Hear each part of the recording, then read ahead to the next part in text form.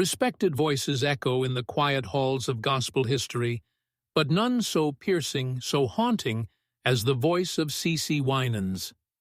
Tonight, that voice is trembling, not with song, but with confession. For years, she carried a secret so heavy it bent the light around her. Shadows she could never sing away.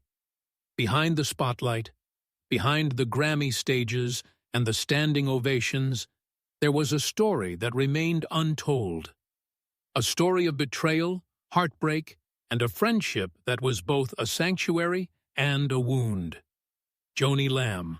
Her name whispered in reverent fear, a friend, a mentor, a sister in spirit, yet a presence that would leave a mark more indelible than applause ever could. It began in the early 1980s, when CeCe was still finding her voice beyond the family harmonies of the Winans clan. She had the world at her fingertips, a rising star in a world where faith and fame collided in uneasy harmony. Joni Lamb appeared almost like an angel sent in human form, a woman who promised guidance, protection, and the promise of doors that only Hollywood could open. But as CeCe would later reveal, the warmth of that mentorship carried a darkness no one outside those walls could see. There were whispers, subtle, almost imperceptible hints of manipulation, of blurred boundaries, of favors demanded in ways that made the young singer's heart tighten with fear. By the mid-1990s, CeCe had achieved her first solo success, her voice rising above every expectation, every doubt. Yet even as the world celebrated behind closed doors, the weight of her secret gnawed at her. She remembered the nights when she cried alone in hotel rooms, the phone calls she ignored for fear of angering Joni, the letters she never sent, the words she couldn't speak. Family gatherings became battlegrounds of unspoken tension. Her mother, Dolores, noticed her daughter's smiles were too practiced, her eyes too wary. Even her siblings, Bibi, Marvin, Angie, felt the tremors of a storm they couldn't name. The breaking point came not with fame, but with tragedy. Joni, revered by many as a pillar of grace and guidance, fell ill under circumstances that were never fully explained. Hospital rooms, whispered diagnoses, late-night vigils. CeCe was there, holding hands, praying, watching the woman who had molded so much of her career face mortality. It was during these quiet, painful hours that Joni whispered words that would haunt CeCe forever. Confessions of past misdeeds, apologies that carried more guilt than relief, and hints of secrets that involved others in the gospel and Hollywood circles, secrets that threatened reputations, careers, and even lives. CeCe remembers the weight of those last words, the tremor in Joni's voice, the tears that refused to fall for fear of shame. She remembers the regret, palpable and suffocating, that hung in the air like incense too heavy to breathe. She thought of Whitney Houston, whose own struggles with trust and betrayal had ended in tragic silence, and of Aretha Franklin, whose strength hid oceans of pain beneath her powerhouse performances. The parallel was undeniable.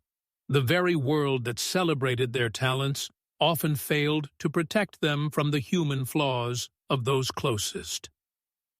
Even after Joni's passing, the shadows lingered. CeCe's diary, filled with confessions she dared not voice, revealed a heart breaking for more than one reason: grief, regret, and an unsettling sense of responsibility. She questioned herself endlessly.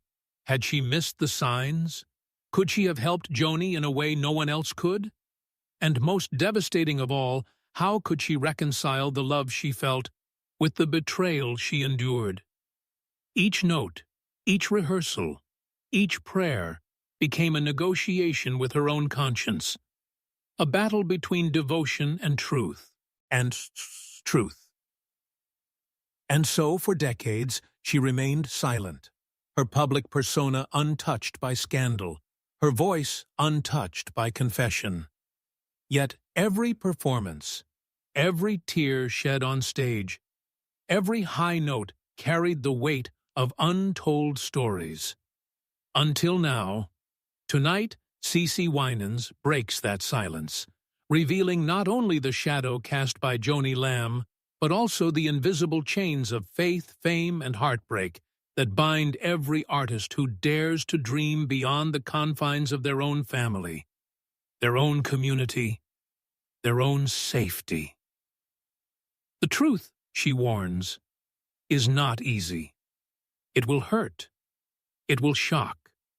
But it is a truth that must be told, if only to release the ghosts that have haunted her every step from Nashville to Hollywood, from the church pew to the Grammy stage. And as she begins, her voice quivers, not with fear, but with the raw, unfiltered power of someone who has carried a lifetime of secrets too long.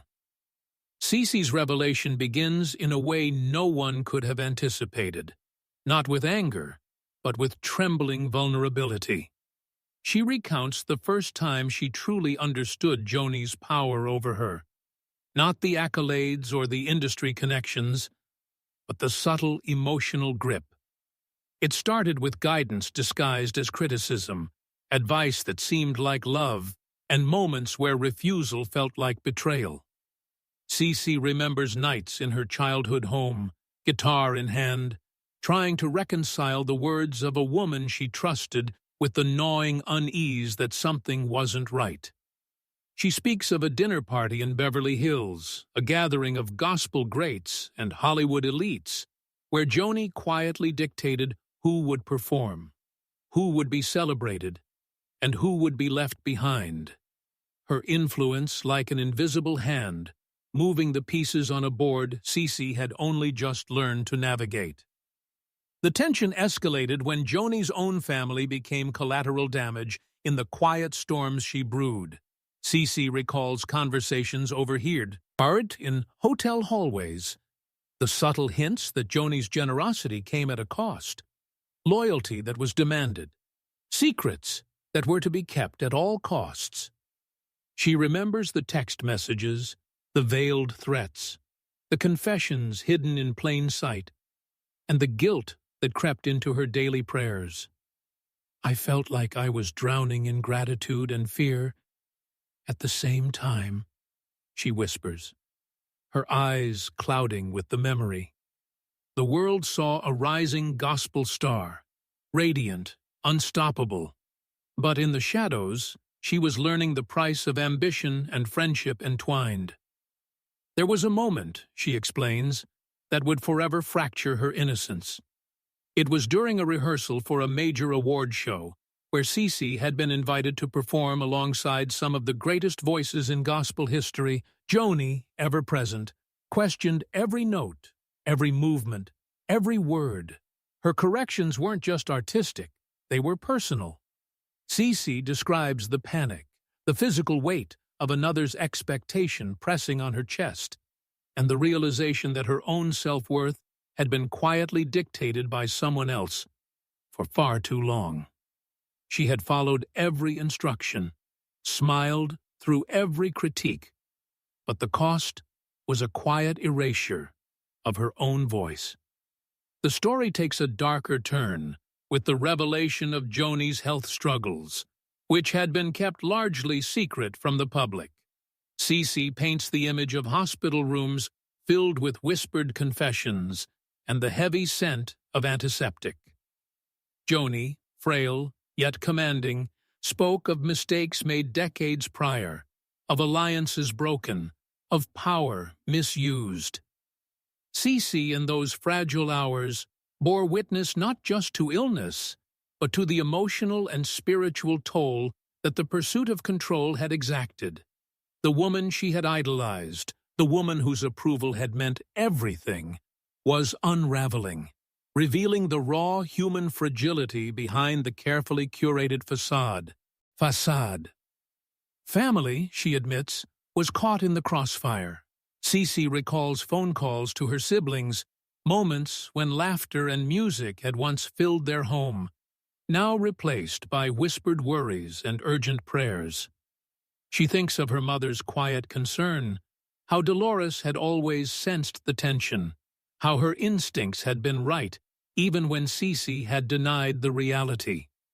The emotional labor of hiding fear, of protecting those around her from Joni's unpredictable influence, weighed on CeCe as heavily as any performance on a grand stage.